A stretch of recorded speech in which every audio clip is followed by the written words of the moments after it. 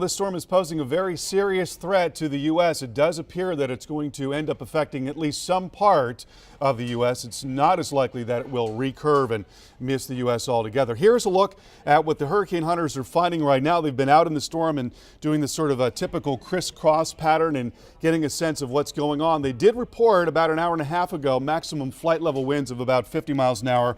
Right now, all they're seeing is pretty light wind. They're at a height of about a mile off to the north and west, and reporting winds of about 38 miles an hour at their location. So not as strong, but certainly we do anticipate that the storm is going to be getting stronger through the course of the day today, as there's been a big blow up of thunderstorms near the center of the storm. Right now, 45-mile-an-hour storm. It's moving west at 18 miles an hour. And here's the satellite picture.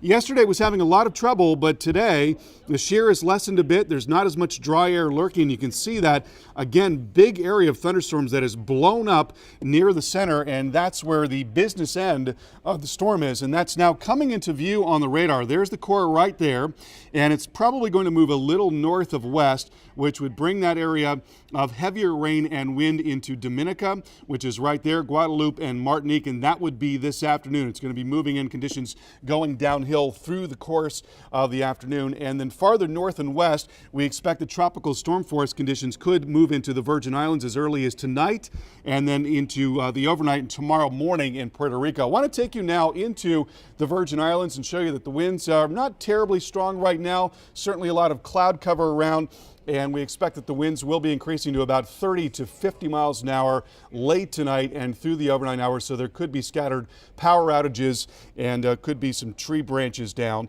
Also, there are hurricane watches in Puerto Rico, but we think the odds of hurricane force conditions there are pretty low at this time. Hurricane watches also on the south side of Hispaniola.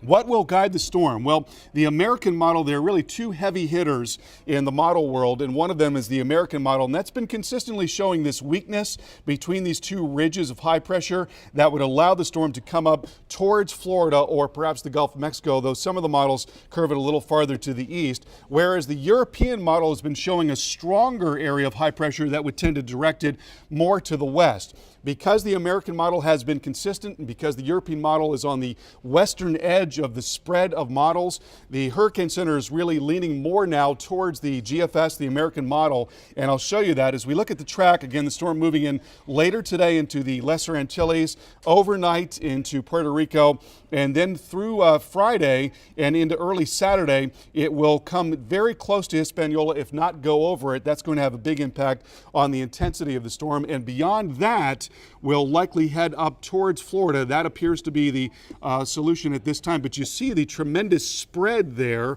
of the track, so that reflects the forecast uncertainty. It's still possible that it moves towards the east side of Florida. It's still possible that it comes into the Gulf of Mexico, and we have a lot to resolve as regards the track and intensity of the storm yet.